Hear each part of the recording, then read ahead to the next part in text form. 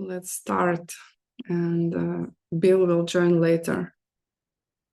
So today we have a questions and answers session, and the 11th class review on the course 3. So you can ask any remaining questions from the course if you have any. I think the course is pretty easy because it is very practical and very usually clear. But if you start practice meditation, usually you have plenty of practical questions also. Okay, let's start with the motivation, because I don't know how about you, I feel recently like it is very challenging with all these political changes, and a lot of people are stressed out around me. I don't know if you have same situations. So the worse the time is, the better seeds we can plant. The good thing about it. So if you are in a very challenging situation, then you can use it wisely, right? And let's use this, I don't know if it will take, we will try to be as short as possible, but maybe it will take like 1 hour and a half. And if you will need break, especially translators, I will try to speak slowly.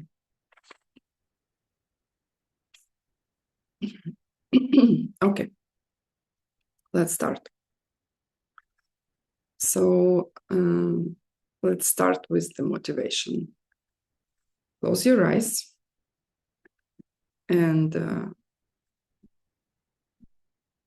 think about your life right now, where you are in your life.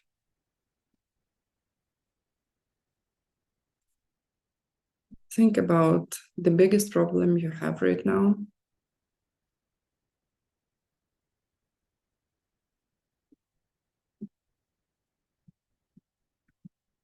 Feel how difficult it is to deal with these problems.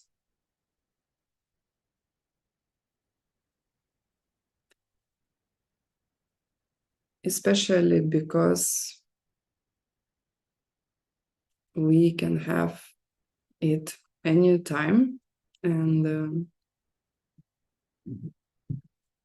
you cannot control it right now.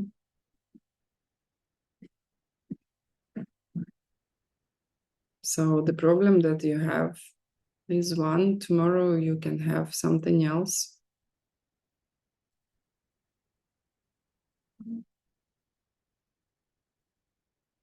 And at the end, we have the biggest problem, which is our death.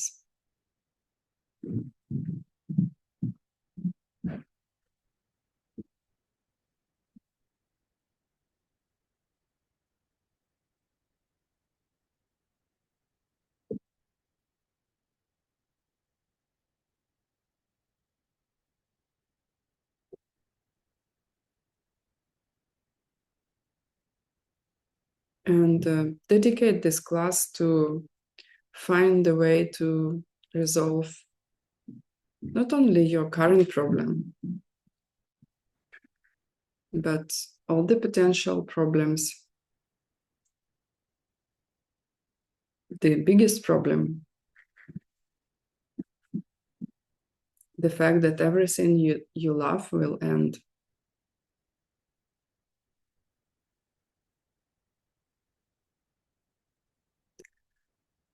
And we will do it through studying these deep teachings about the nature of reality and how to reach it, how to reach to our full potential and become this extraordinary being of light.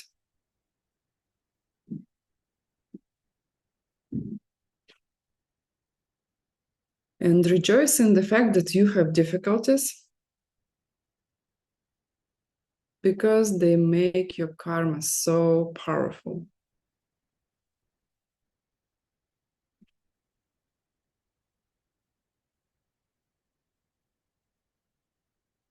Okay, let's start. I hope Bill will be back soon, but I have to start. So, number one is list the 5 parts for our study of the practice of meditation. And by the way, you can write your questions at any time. I will be looking time to time into comments. Use any language. I can use DeepL to translate if I don't know your language, but usually I'm pretty good with most of our languages. Okay, so let me start with the first. The first question is easy, right? 5 parts to our study of the practice of meditation. So it is basically what you need to know to start meditating is how to get ready, what are the conditions for your meditation environment, what is the correct posture, what is the mental process that you will be going through, and what meditate on, what is the object of meditation, these 5 parts. I can see a question, what are the steps after meditation? Is it only dedication? Yes, it is only dedication, and we ask blessing before start meditate, because we need blessings to meditate actually. Okay, that was successful question number 1. Question number 2. List just the names of 6 preliminaries that should be performed before a meditation session. Be careful not to confuse them with 7 ingredients. So this is something that you probably know already by heart and by today, right? So 6 preliminaries are: create and clean a sacred space with an altar. And when we say an altar, we do not mean that you are creating some cult or I don't know. It means that basically the idea is to appreciate the best mental seeds that you have. So, like, what is the best seed that you have in your life, right? It ripens as people that you respect, that you see as helpful, you see them as angels, you see them as religious leaders who teach you something that is helpful for your life. So basically, with the picture on your altar or wherever, if, by the way, if you have a family that does not agree with what you're doing, please don't put any altars. Just do it in your mind, and maybe carry a picture in your bag or something, you know, put it somewhere secretly, or a symbol of it, you know, like a statue of an angel or a picture of an angel, something like that, or something that they will accept. I don't know if they're Christians, maybe Jesus and Mary or something like that. So the idea is to honor your best seeds, right? That ripen as something that really inspires you as these leaders, for example. And if Geshe Michael inspires you, maybe it will be Geshe Michael's picture, or maybe your mom's picture, maybe your child's picture. The idea is that you reinvest in these best seeds that you have.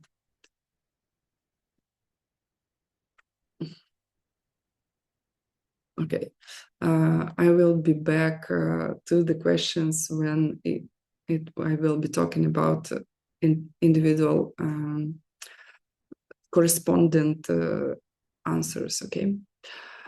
So then you have created your sacred space, no traffic in this space, people are not stepping over you. Then you set forth beautiful offerings. And if you do not have conditions that are suitable, then you may just do it in your mind, right? Or you can put, I don't know, some sweets or a peach or something nice. Flowers, maybe flowers will be fine with your family. And you don't have to explain them that these are offerings. You can just do it secretly. So next one, 3, right? All of this is that you clean the space, you prepare it, you set up your offerings. If you cannot do it physically, you do it in your mind, like the sky full of offerings, flowers to your teacher or to your teacher that you never met, maybe to imaginable teacher or your real teacher. And then number 3, you go for refuge and think about the wish for enlightenment. Why do we do it? Because this is the fuel of meditation. Actually, we kind of we transform every single step into fuel to meditation, right? First, you think about the best seeds and clean and prepare. You already collect good karma for that. Then you do offerings even more. Then you think about the mechanism of this reality, how it actually really works, right? It's not about blah, blah, blah, Buddha, blah, blah, blah, Dharma, blah, blah, blah, Sangha. It's not taking refuge. You may know by heart all your prayers, and you will not be taking refuge unless you understand what it means. And the meaning of taking refuge is that if one sentence, it would be, I change my behavior based on my understanding, right? This is real refuge. I know that I am empty of my own nature. I can be an enlightened being. I know that there is a path that works. The path is also empty.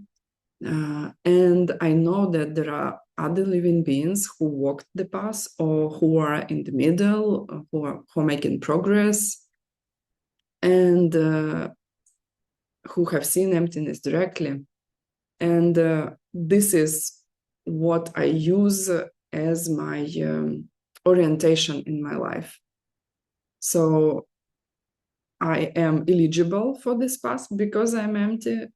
I know what to do because there is a set of teaching and the set is complete. And there are signs that it does work, this path. Then what I will do with my life, I will do the same basically. And this is the refuge. So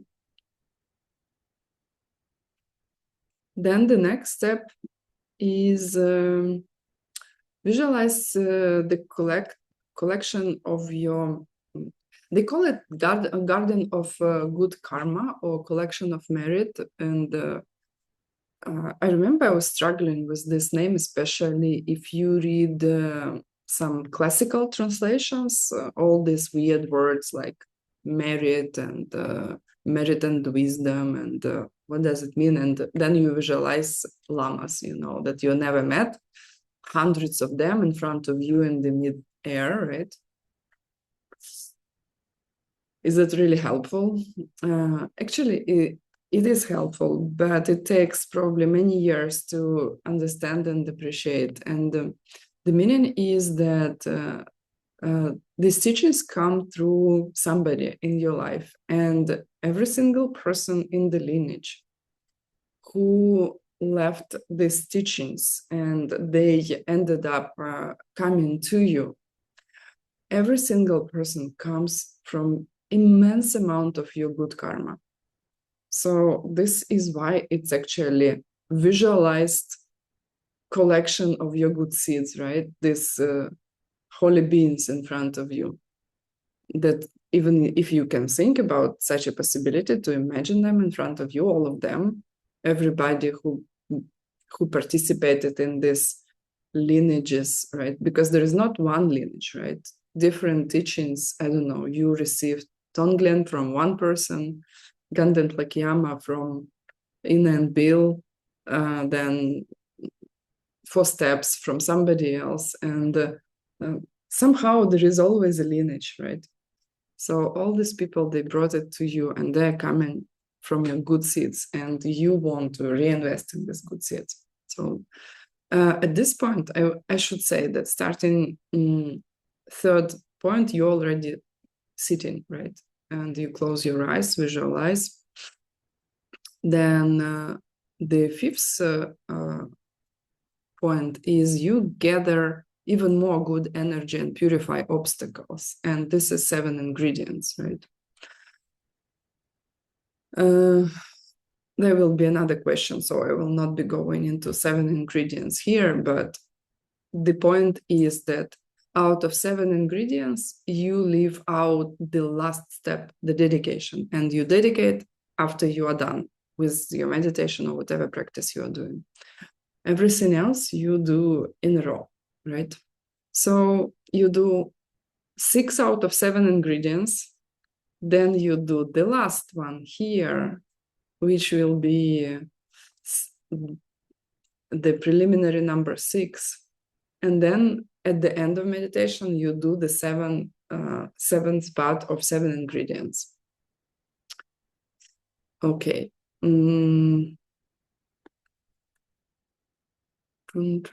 Okay. Please write down your questions. I will answer them. Just I will answer when there will be an appropriate question in the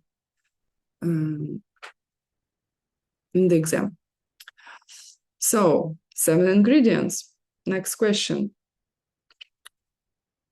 It's actually pretty cool because first you cannot remember it, but then you cannot forget it. So you will, if you do not meditate yet, with the time you will be automatically doing the 7 ingredients whenever you start your meditation, right? You know, if you are a regular practitioner, you know how it happens. So you're seated already, right? You imagined already your garden of good karma, right? Teachers of the lineage or of lineages. And then we collect this good energy, these blessings. And first by bowing down to holy beings, Chaktsel. And bowing down here does not mean a physical bow because you already sitting, right? And it took me a while to figure out the sequence here. If you want to collect more good karma by a physical bow, you should do it before you start, like you clean the space, right? Set up the altar, and then you bow down, then you sit. You take a seat. And or maybe make offerings, then bow down. Probably if you're not doing it in your mind, but you do it physically, then after that.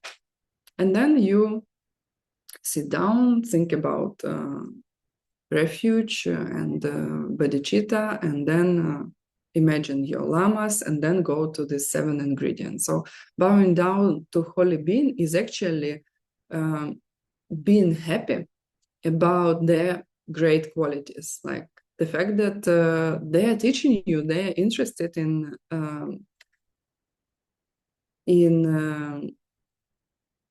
transferring some knowledge to you. So that's already a big deal.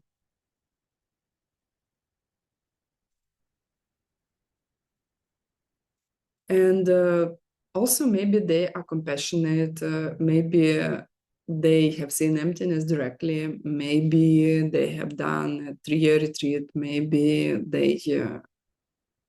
they're just a being that is compassionate, and you have really your trust, you are rejoicing, you are being happy about their good qualities. And it's actually every single point here of the 7 ingredients is a teaching as itself, right? Because then you can think, okay, does it mean that when I'm being happy about somebody else's good qualities, I'm bowing down? Yes, this is what it means. This is a mental bow. And what it does actually, you will become like them.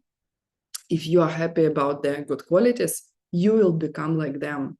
Maybe they do not get angry, they're patient, right? Maybe they are ethical, maybe they are great practitioners, or at the very least, they are very, sincere about their practice, right? All of that, these are great qualities. So then you make offerings, different offerings here, because usually what we understand by the first offerings, when you prepare the place, usually we mean physical offerings. But you can do both times mental, it's fine. Depends on your conditions. In ancient times, only monks were allowed to do, like if they, they are not supposed to own anything. So they were allowed to do all the offerings mentally.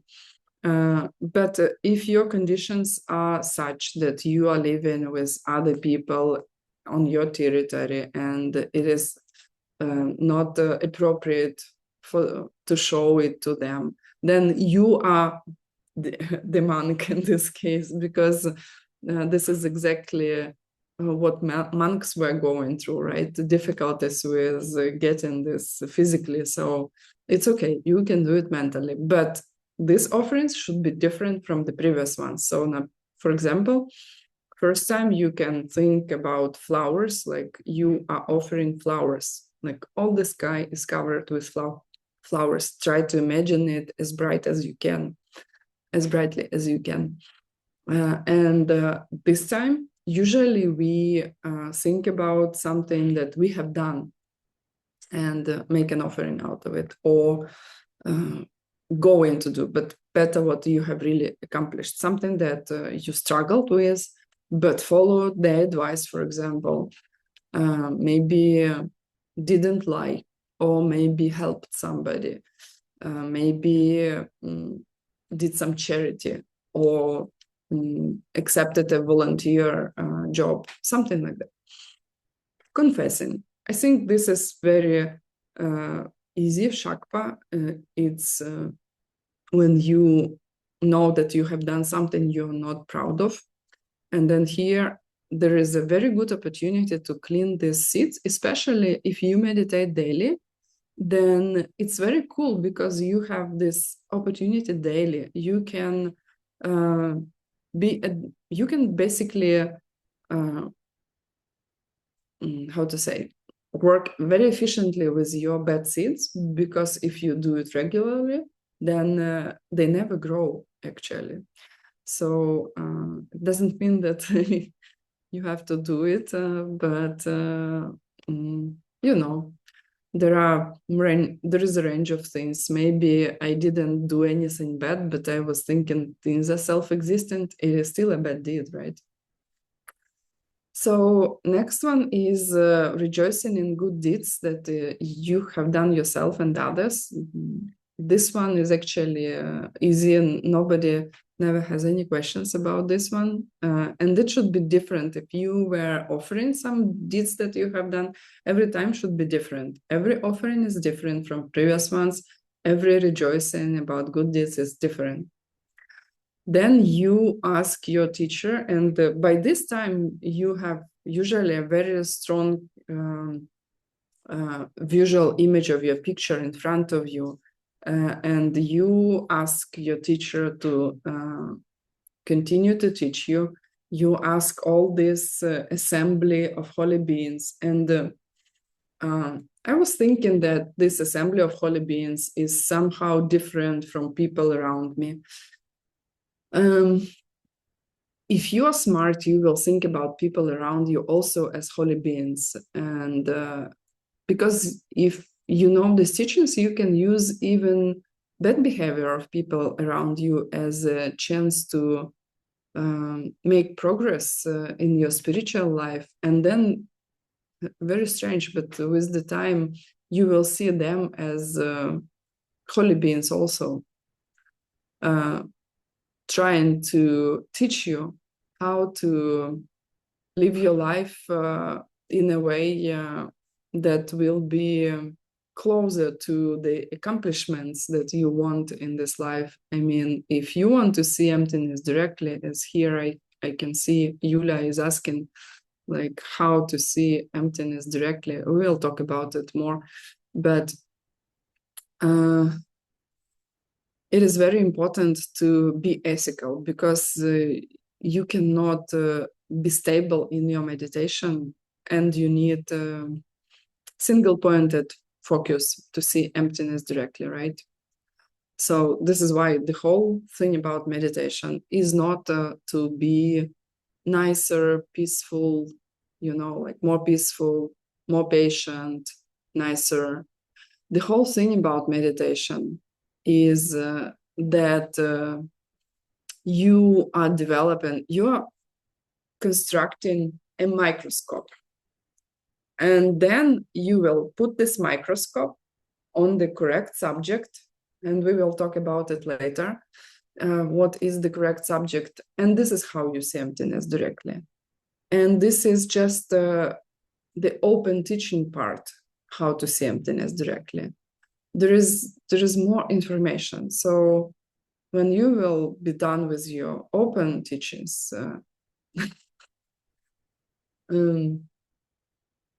then you will be really practicing. So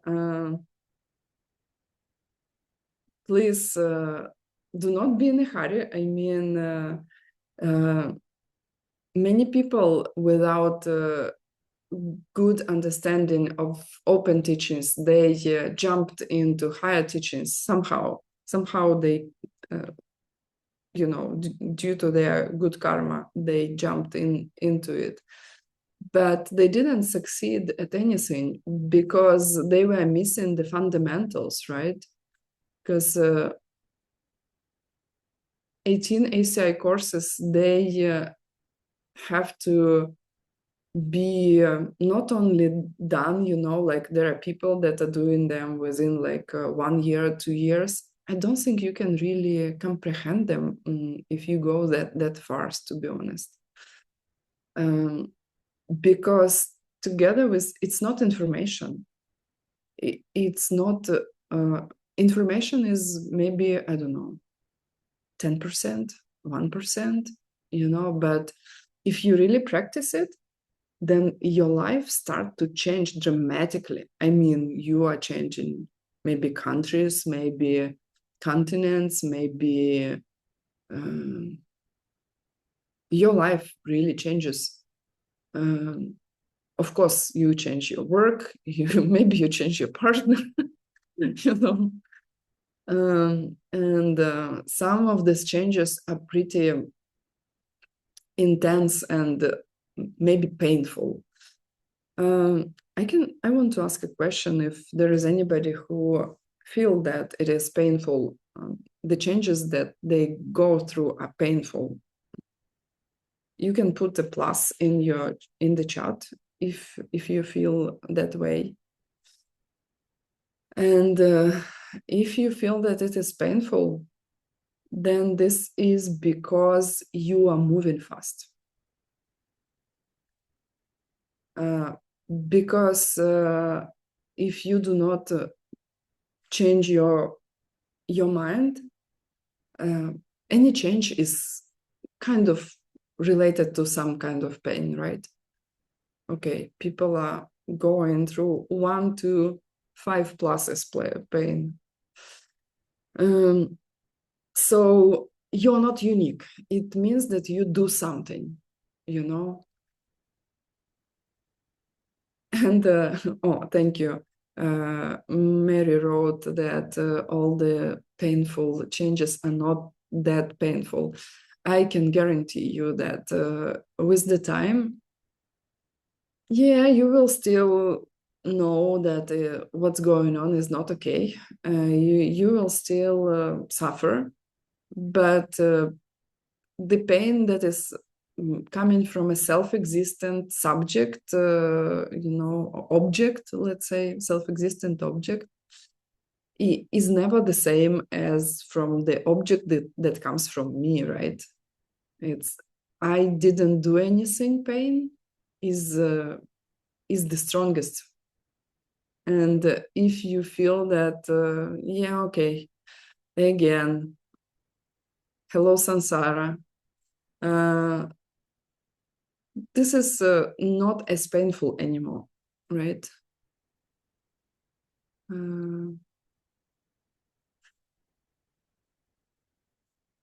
Okay, yeah. Recently, very painful. And if you will read through the biographies of great Indian and Tibetan saints, I mean, any saints in any religion, basically, everybody died. The war, he or she tried to help somebody, didn't manage. So it's actually quite common, because otherwise people are not motivated. You can take a look at the lives of people who have pretty good financial and marriage situation. Like they just flow, right? They're in the flow, and they're flowing to their deaths, and that's it. Okay, so let's go back to the subject. Then you ask holy beings to stay near you. And it is called Sondep. You request teachings, Chunkor Korvarku, because otherwise you will be running out of seeds to see teachers near you. And a very important question many people ask, like how to understand if this is my teacher or not. Two things. First, depends on your seeds, right? Because people may get teachings for years, and they see, I mean, they have eyes to see, right? But they say that they have no teachers. I mean, nobody taught you within these years.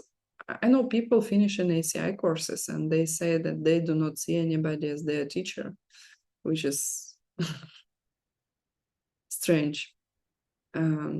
So first, there is somebody definitely who physically teaches you. This is your teacher already.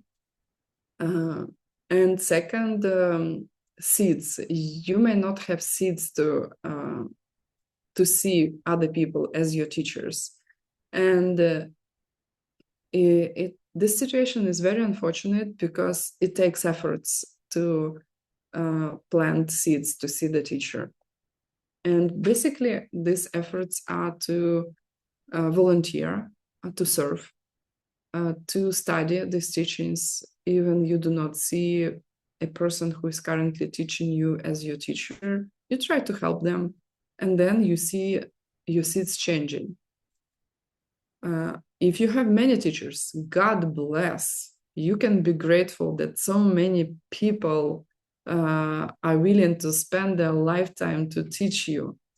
Please don't whine that you have many teachers. You are basically terminating your good seeds by whining that you have many teachers. And if you have many, one of the things that will happen, they will be contradictory about what they want from you. It's up to you to resolve this stuff. But there's always a solution.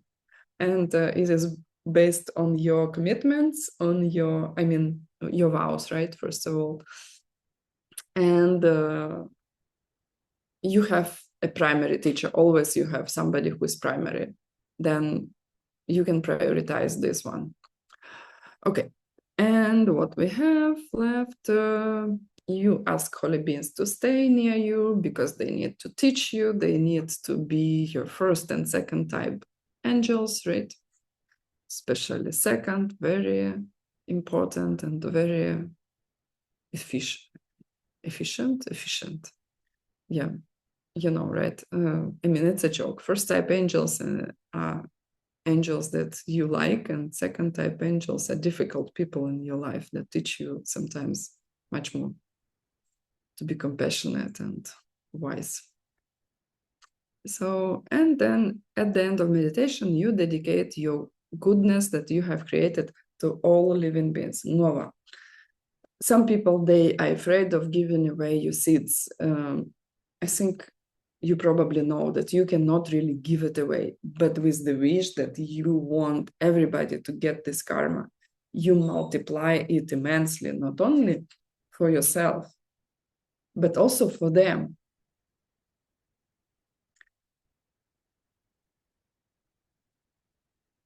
So, next one.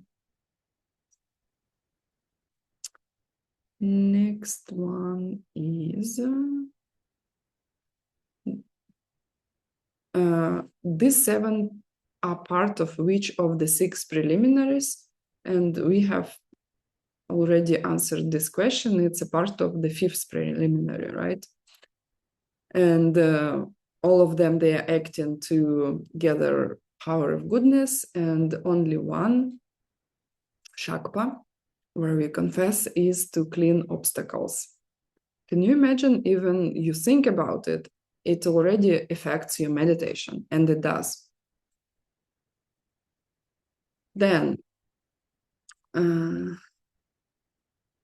name the 6 conditions that must be gathered together for meditation. Do not confuse them with 6 preliminaries. And these are actually, when we talk about the 6 conditions here, it is mostly people that think about retreats, right? But even in our daily life, we can see that it actually works if we try to follow the same rules.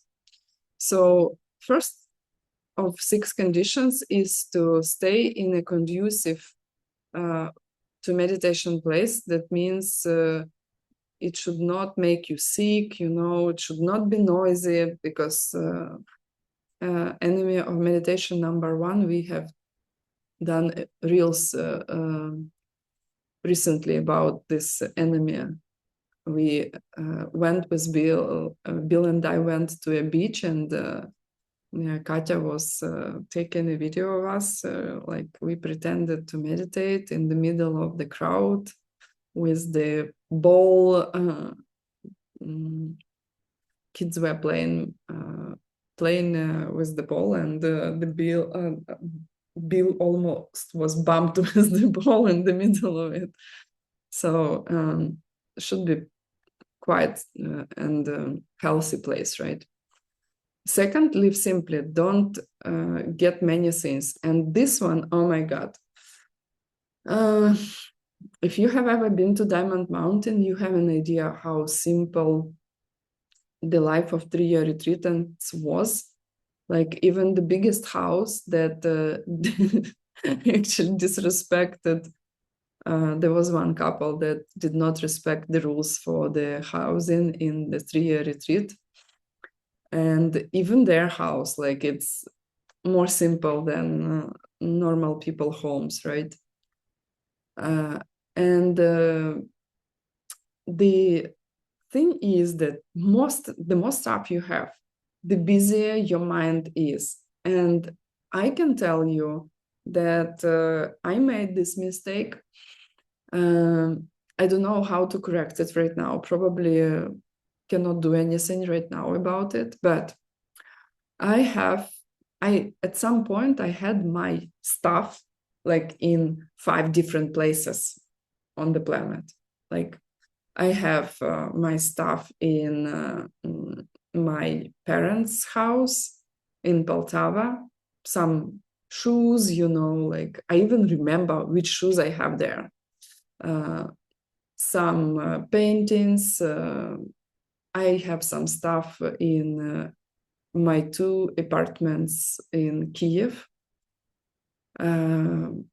I had some stuff in Lyon when I was living here and there. And that one, I decided, no. I will get rid of everything there, and there will be no storage facility, nothing. Either I give away or I take it with me. Ended up sending 40 plus big boxes of different kinds of things to Chicago. Oh my God, it's horrible. And I don't know about your experience. Yesterday, I went with Bill to order new glasses, like 40 plus, you need glasses from now on. And it was in the middle of the shopping center. And I know I have plenty of stuff. I know I have all the wardrobes, that are just packed. I have no place even for one thing. And it is difficult to get rid of other stuff because I think, what if I will need it? What if I will have to buy it tomorrow, right? And then 3 years in a row, you do not touch the thing, right? Maybe somebody would use it.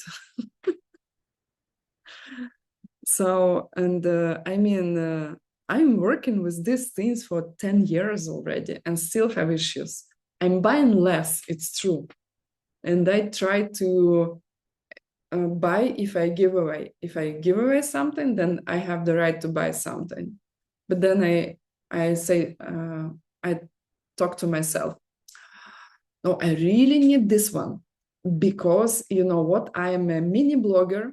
So I have Instagram, I have social media. So I need to have pictures and I should be Instagrammable on these pictures. So it's horrible. The thing is that every single piece you own takes up space in your mind. It's true. So it's a constant struggle, and I believe at some point we will be able to overcome it. Maybe. So you don't need many things. It's true. From another point of view, like entertainments, you cannot meditate deeply if your life is too busy. Like if you have all this, pictures, you travel a lot, you fly, you meet many people, you cannot really be a good meditator. Just think about it. Then, because it's same, right? Just it's not physical stuff, it's mental stuff, many different mental stuff. If you're going through a divorce, you cannot really meditate with good focus. If you have young kids that require attention all the time, it is very difficult. So next, be satisfied with the things that you have. This one is actually very profound. I was doing my psychotherapy training, and in the middle of it, I realized one thing. I mean, not that I was that smart. My teacher told me that a real need of a client can be satisfied here and now, does not require any means, like any preparation. They're very simple. I mean, easy to do. It's in psychotherapy, it's a person may have some physical discomfort, except they are sick, right? Then maybe it will take more than that. But a healthy person, it's, am I cold? Am I hot? Am I comfortable? Am I not comfortable? Am I tired? Am I not tired? Sleepy or active? Do I want company? Do I not? I want to be alone. It is as simple as that. So basically, it's true. We do not need actually many things. And the fact that we want many things is totally a different subject. Give up being too busy. This is what we actually already discussed, right? When I have 10 different projects, is it cool to have different projects? It is cool. It is entertaining. But if you are very busy, then you will have difficult time to meditate. So maybe you should find a balance into this one.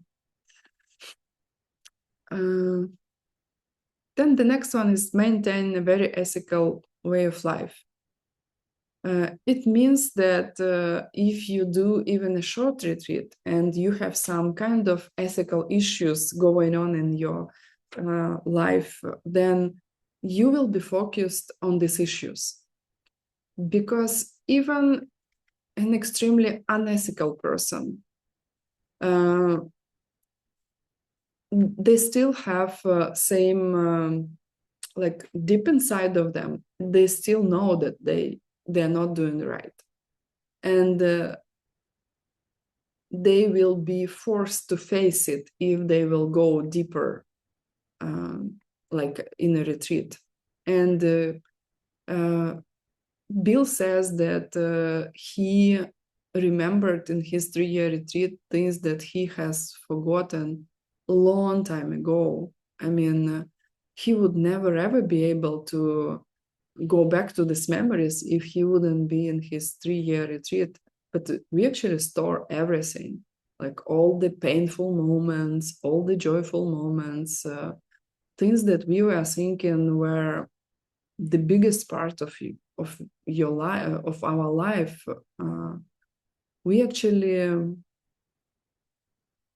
forget about it, right? But not really, because you can still go back to these memories. And same with ethics. Like I remember at some point in my life, tennis, I was playing tennis, and it was the most important in my life. Like I could not imagine my life without playing tennis. You know how many years I didn't play since that?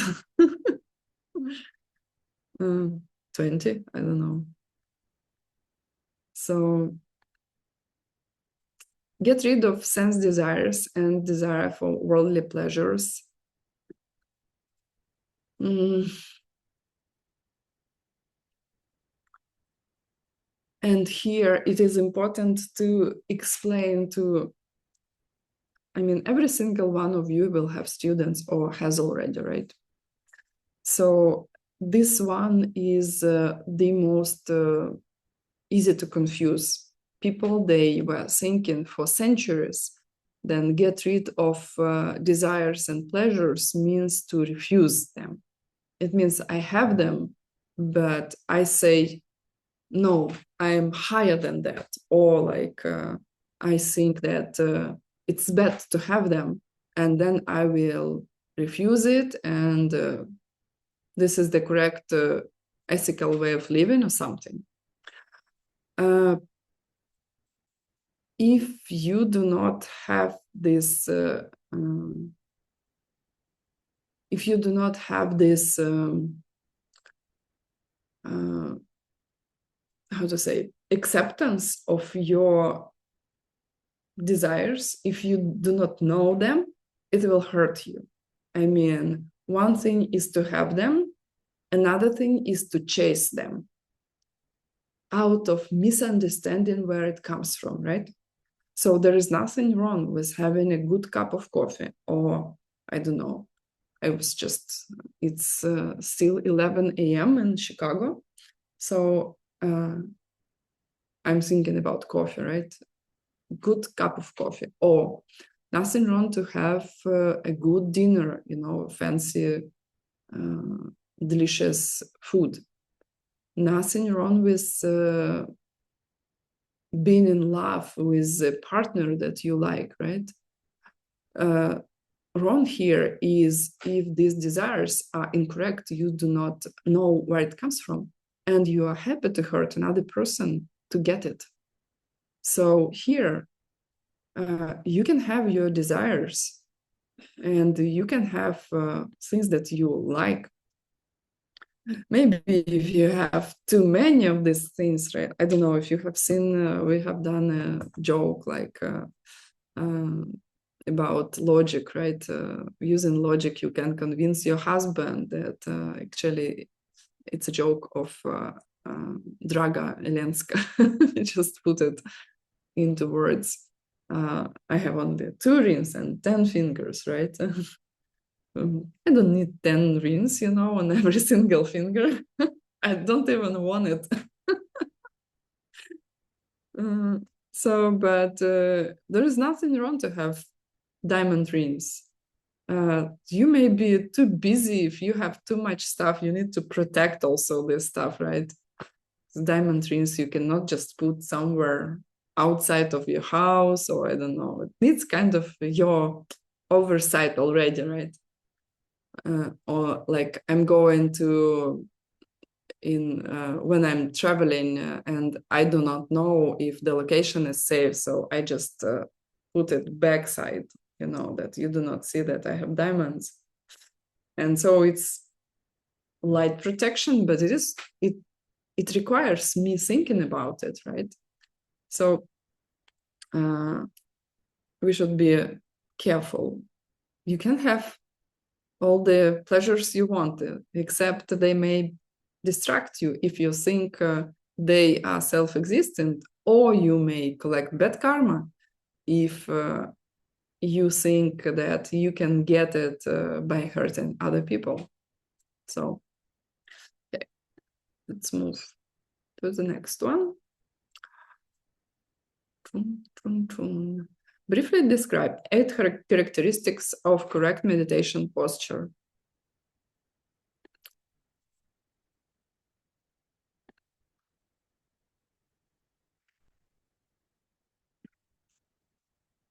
So you can see another name for this one, Vairochana posture, right? It's same. It's absolutely same. And you can also see 7 point, and it means that they do not count breathing. So legs in full lotus or half lotus. And if you start meditating, or if you teach somebody to meditate, it's not necessarily so. They can use chairs, and I advise to use chairs. If people start meditating when they are not really young, like after 30, I would not advise to go in meditation posture in lotus or half lotus, because they will hurt their hips. And I have ignored this advice in my like 10 plus years ago. I decided, yeah, okay, I'm 30 plus, but I will meditate in half lotus posture. And I can tell you, I have issues with my left hip. I can feel that it is not doing great. So there is a reason why Geshe Michael is paying that much attention to the fact that maybe you want to meditate on a chair. Second, you keep your eyes open all the way or closed all the way. And it means if you have eyes open, you should not focus on anything. Some people, they ask what unfocused eyes mean. Like if you do not know how to make your eyes unfocused, put your hand in front of you, then focus on your hand, and then just remove it and continue to be focused on the same spot. And you kind of see everything, but it's kind of blurred. And this is one unfocused vision means. Maybe sometimes you will prefer to close your eyes. I prefer to meditate with my eyes closed. I kind of have better quality image if I meditate with my eyes closed, but some people, they fall asleep. Or maybe sometimes you will want to open your eyes, unlike other days, because you are falling asleep. And it will help to stay awake. Actually, better take a nap and then meditate. Then sit up very straight.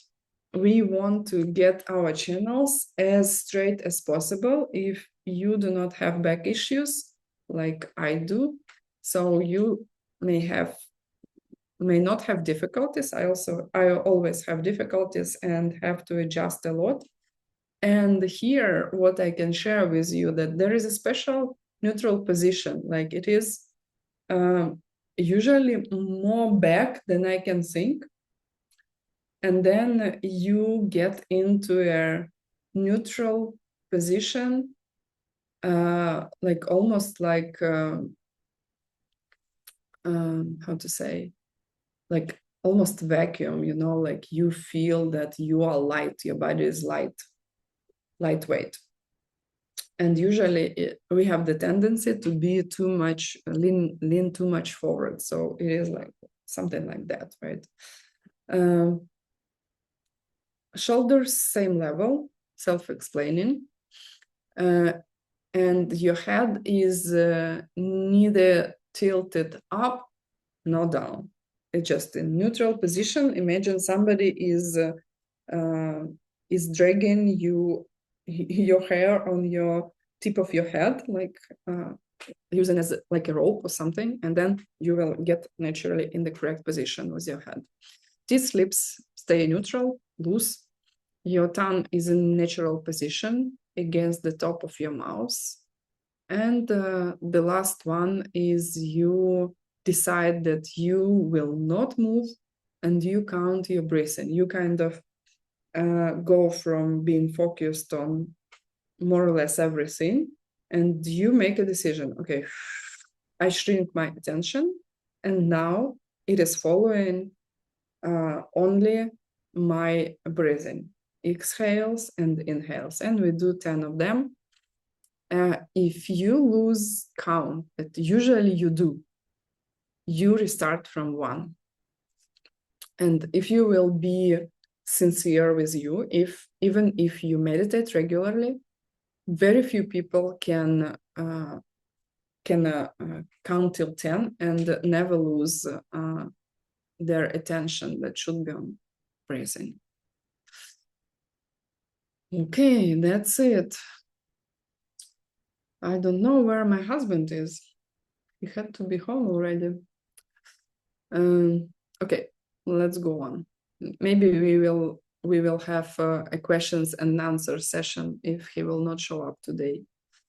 Additionally, the next question. First of the 5 problems of meditation and 8 corrections, right? First problem and 4 corrections. Okay, the first problem is very famous, lelo, right? It means that I'm not lazy, I'm busy.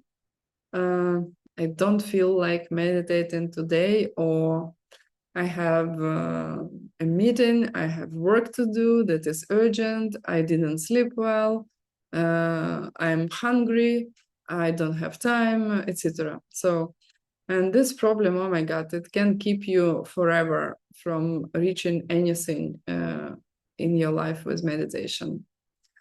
The correction is pretty sophisticated because first you should feel attracted to meditate, and you may think how you can trick yourself into it, and how you can overcome the obstacles.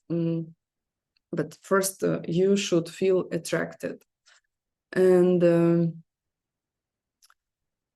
it is very difficult to convince yourself to meditate if you do not get to certain meditation stage, to be honest, when you can put your mind into a really peaceful place and you enjoy this peace, like you start to see benefits from meditation. And if you didn't see, I recommend you to watch the class on 13 benefits of meditation that we have done previously. All the benefits are there. Like, I don't know, I think some of them are very cool. Like, imagine angels coming and teaching you directly, right? Wouldn't it be cool? Or like to be able to see far future, like 500,000 years from now. Pretty cool. I'm not talking about seeing emptiness directly, etc. So 4 corrections are first to learn actually the benefits of meditation. What will you get exactly? And then you think that this is great. You find something that is particularly talking to you, right? Like to business people, maybe somebody will want to smell like the tendencies in business, and this is why they will want to meditate. Or somebody is tired of them being, how to say, of seeing themselves as destroying relationships with other people, including in business. Some of them, they may be stressed out and do not know what to do about it. Any benefit is fine. Then, once you found one specific thing that attracts you the most, then you decide that I will become a good meditator. And you can do it. Anybody can do it. Because it's a question of priorities. If this is your priority number 1, you can do it. How many times did you skip a day when with eating, right? Or you do some things that are routine every day, and they're not related even to your physical body, right? But you do them because they are your priority. Meditation can be such a priority. Then, okay, you know the benefit that attracts you, or several benefits, then you decide, and then you make efforts. You really make efforts to do it. And boy, this may take a lot of time, especially with computers and telephones. We lose this capacity to focus. Honestly, I don't know if you heard yesterday, Geshe Michael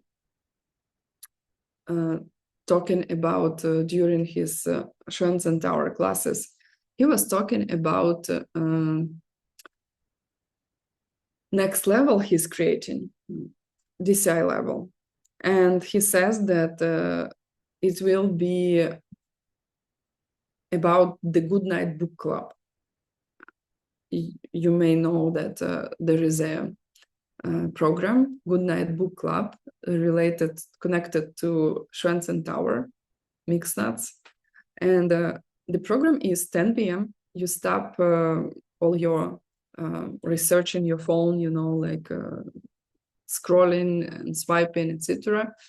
Like you lock it, and you really need to lock it. I can tell you, as a constant failure of this practice, I can practice it correctly only if my husband is home and he physically takes away my pressures, and I can, if he will not lock it, then I can get it back. I'm horrible. I'm just horrible. So because I think that I'm busy, I have to do this stuff. Or just I'm too tired and I want just to watch news or something, which does not help actually. So I'm a failure, but I think that I am a masterpiece in the progress. I'm still going there. Didn't end up being successful yet, but I know it is important. What I'm better at, when I woke up, not to touch the phone right away. So it is easier for me. And you can successfully meditate nowadays only if you practice both things. You stop watching your computer, telephone 10 p.m., lock it because you will want to access it. And you do not touch it until you are done with your meditation. So between your sleep and your meditation, there is only one practice. You go to the bathroom. That's it. No tea, no coffee, no breakfast, nothing. You woke up, did your stuff, and you go to your meditation cushion. This is the only way it works for me. And it looks like Geshe Michael, he strongly thinks that this is the only way you can meditate nowadays. It is very difficult to resist all this smartphone stuff, social media, etc. Lots of information. Your life will be over before you will watch everything that is there already, and they continue producing it. So, and then you experience physical and mental pleasure and ease that comes from meditating regularly. And this is actually how this is the real antidote.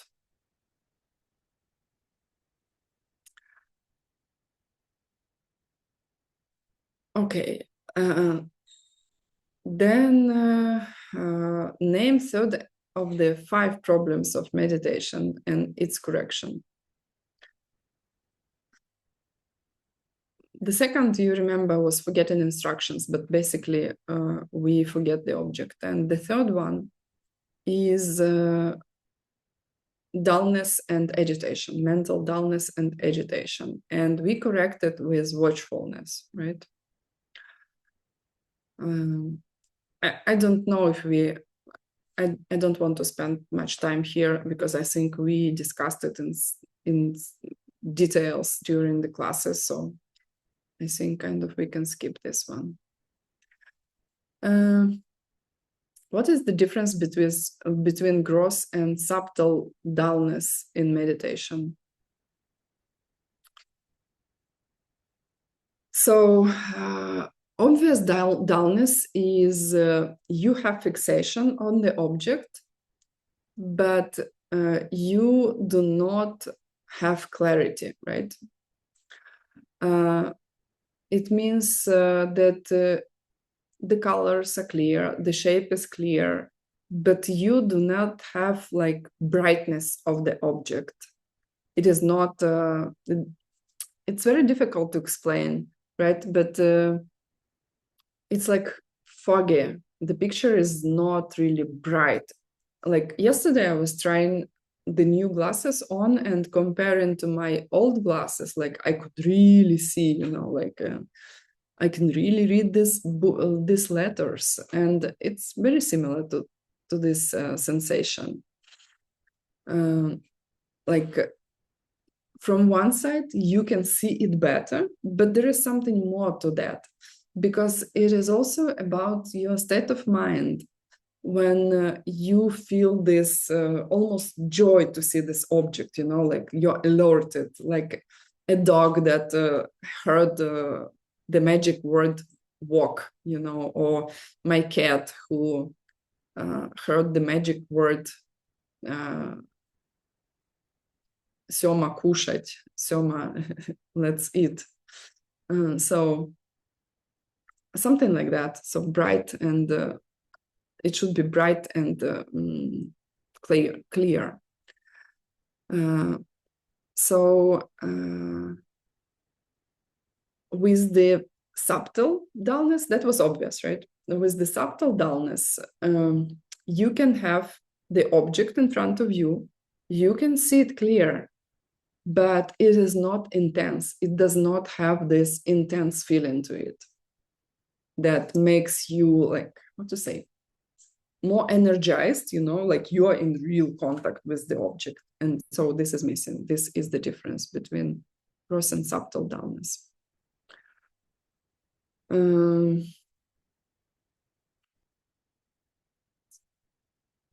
What is the fourth out of fifth problem in meditation?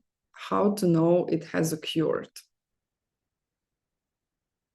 The fourth problem is failing to do an action. And boy, this one does not only relate to meditation, it's in our life. Like several years ago, I was doing a true healing project. And we had several people, I mean, in the true healing project itself, we had 2 persons with stage 4 cancer that are cancer free right now. So, and we had over 30 people did the program of the true healing. I mean, finished.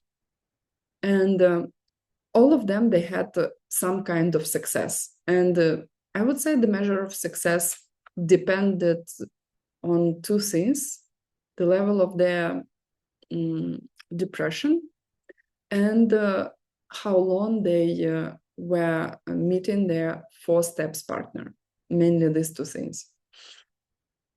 And why I think about this project, because I have seen for the first time how huge the obstacles can be when you want to do something that you think is impossible. Horrible. I mean, you may understand clearly that this is what is harmful and this is what is helpful, and you do not do it for years. I mean, it's amazing how our mind works. So in meditation, guess what? It's same. Because everything that we do with our mind related to meditation, we have the tendency to do it outside also. So you can think about all these obstacles to meditation, how it is in your life. For example, there are people who have dramatic issues with their relationship, do not do anything for years. They know that they have to do something, and they fail to make efforts to get out of the suffering, right? Or they think there is no solution, or some other thinking, but they never actually stop it. It's amazing. So I actually have suggestion, because also I think I'm a little bit over time. I didn't think that it will take that much time for me. We will finish in 10 minutes. And we will do part 2 when Bill will be here, because he is apparently stuck somewhere. He had to be back already. We will pick another time and we will finish it, okay? Because I think he is very valuable because of his 3-year retreat experience, and I really want you to have opportunity to ask him questions. Okay, let's finish about problems of meditation, and the next one is the correction comes in 2 different forms, and it will be the last question that I will answer, and also I will take a look on the questions in the chart. The correction is taking actions, right? And there are 2 different forms, very easy, because there are 2 things that we fight in our meditation, is agitation and dullness. So corrective actions, they can be related to correcting mental dullness and to correcting mental agitation. And there are different forms, but I think we went into details on this one during the class. Unless you will have more questions, then I think we can do this one. So let me quickly answer the questions.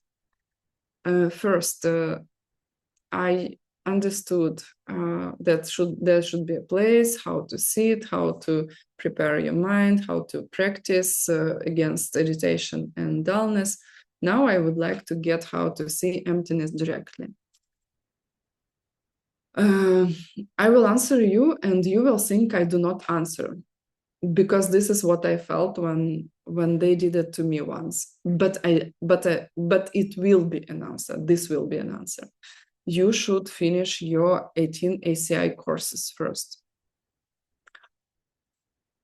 because you need this skill to go deeply and be focused. And there will be practices that are building up. Actually, you think you do not do anything to build up to see emptiness directly, but actually you do. Every single question of ACI 18 is important. Every single word in the reading is important. The reason why I was so obsessed with doing homeworks with people, you know, and teaching ACI, because the more you go, the more you understand how precious this is, and the more it opens up to you. And basically, this is the basis that you have to have. And you are getting the skills that every single one of them you will need it. It's like preparation, I don't know, to Olympics, you know.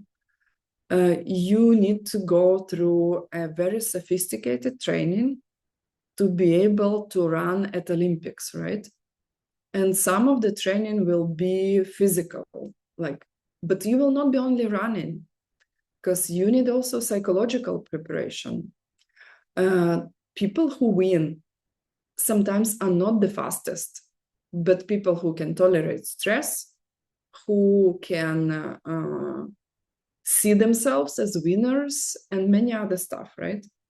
So it's not only just running fast, lots of different stuff.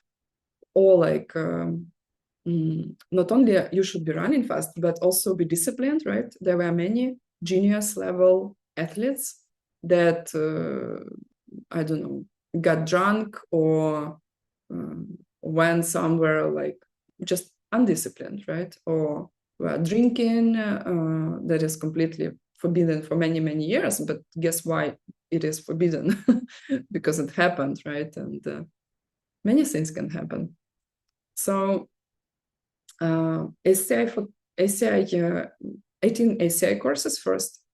Ganden Lakyama is the highest practice that you can do in ACI. And for me, the beauty of this practice is it actually, it solves all your issues. Everything you can have related to ACI and your teacher, it solves all the questions. If you don't know what practice to take, and you are somewhere in the middle of ACI courses or at the end, and you are still not, you do not still have your teacher close to you, and you do not have good focus and meditation, you still feel your pride and negative emotions, Ganden Lakyama is your practice. And we have a tendency to take it for 3 months, for 6 months. It was never like that. You do this practice until you are close to your teacher, until the day that you see all the benefits of Ganden Lakyama reached, right? For example, your teacher is close, you are able to teach, you are able to debate with no pride. What else? You find yourself able to spread these teachings, you are able to focus with good quality. Your visualization is great, right?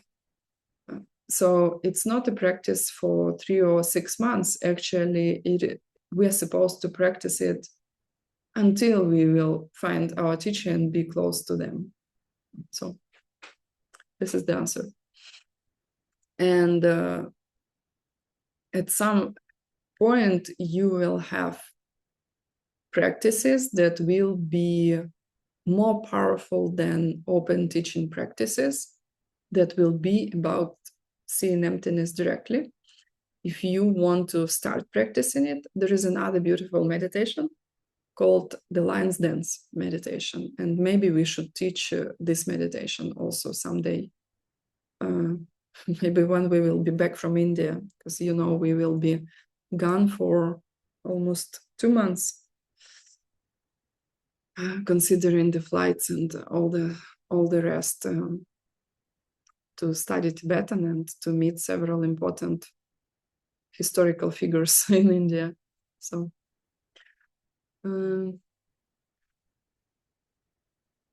okay, if you lose concentration when you are counting, perfect. That means you are honest with you. Try a couple times. If it doesn't work, okay, you can continue counting till 10, going back and trying to stay like a bulldog, like you are glued to your breathing. Imagine like you cannot leave it because you're glued to your breathing, and you go together, your attention and your breathing, this visualization was very, very helpful for me at some point. Then another thing is you can do more than 10 breaths. Like you can actually do up to 100. You may want to try this, because at some point, like maybe 10 will be difficult, 20 may be difficult, somewhere around 30, 40, you will feel that you are getting used to following with your attention your breathing movements, like exhale, inhale. And something that Bill taught me, I never heard this instruction: do not lose attention when you are at the end of your exhale or at the end of your inhale. Like specifically connect is, you understand, right? You exhale, and then here we have a tendency to leave it. Don't leave it. Specifically focus when you switch from exhale to inhale. And it may be very helpful for your meditation, for your counting. About offerings, how long you can leave them at the altar and what to do with them. Okay, good question. Please do not throw this away. If it's water, then water plants, you can drink it, you can water plants, you can wash your hands and face, I don't know, give it to your dog or cat. Don't throw it away. If you happen to do it, like you have, I don't know, every single water bowl is half a liter or something, too much, then you can pour it into your sink, thinking that you share the sacred water with every living being through the system, of the tubes, and it will go into the sea, to the ocean, and it will end up reaching every single living being with the blessing of the blessings of the offerings. With the food, normally you have to offer it to the angels and put it somewhere, dry place outside, better a piece of wood or something, not on the ground.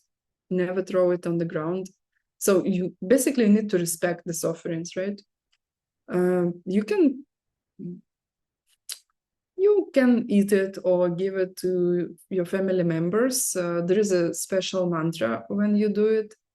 Or you can put it in a plastic bag, clean one, and do the same that with the water in the sink, and think that, okay, it's not garbage. You are putting it there because you are spreading it, right, to every single living being. So these are the possibilities, but just never think it's garbage, you are throwing it away, because it's blessed food. and it needs to be treated properly. So the best practice is to put it outside somewhere on a piece of wood or something like that. And you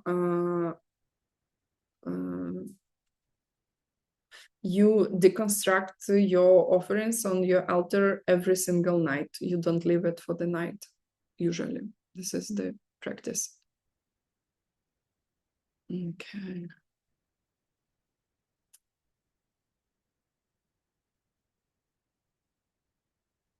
Okay. Yeah, meditation with Bill. Let me talk to Bill, because we kind of really wanted to put together the course of meditation, but unfortunately this summer he was really busy and he could not really participate in it. You know also that we are studying Tibetan intensively right now with a great teacher. I mean, one of the best teachers in my life, probably. So patient, so knowledgeable. Oh my God. And Bill has everyday classes now with this teacher because he missed a little bit. So I will ask him. I think we should do it before leaving, because in October we will leave for India. Maybe we will have to do a couple classes out of there. Hopefully the internet will be good enough, which I don't know. But I think it will be cool because it will be from Sarah May, right? We have received yesterday permission to enter these territories because you cannot just walk into a Tibetan settlement or monastery territory because it is a protected area by the government. And yesterday we received the permission. So yeah, did you can see vaccines. We're in the process of getting all the vaccines to go to India. Maybe we can do it somewhere in October, or maybe already in India. We should definitely figure it out. So meanwhile,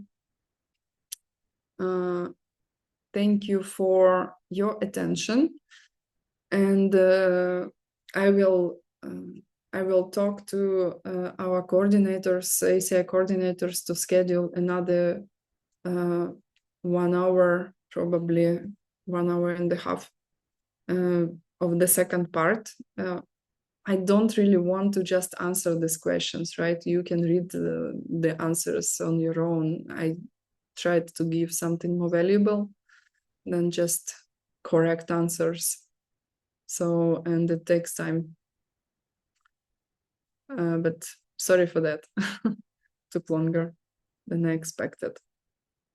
And you can write in the chats your questions, even you had more than you asked, and they will transfer to us all the group leaders. They have access to us, so please do not hesitate to ask questions. We love questions. Okay, and let's not do a dedication because we have unfinished business. We will have a second part. Yeah, teachings can be really happy. They should be happy because the goal of these teachings, you have to be happy. This is, if you're not happy, you do something wrong with these teachings. And then maybe you should ask a question. Oh, thank you, Vladimir. We will do a open talk, public talk on Friday. So if you want to come, you are welcome. we will answer questions, not only do a public talk. And also, if you know somebody who is interested in these teachings and never heard anything like first time or something, we will try to do it as entertaining and as easy as possible, but I think it will be fun, you know. So it will be on Friday, and Saturday and Sunday we start ACI 4, one of our favorite ACI courses. Okay, thank you very much. Thank you, translators, technical specialists, recorders, organizers. You are amazing, all the volunteers. We could never ever do it without you. It is completely impossible. So bow down to you. Please stay and please continue to help us. We really value you.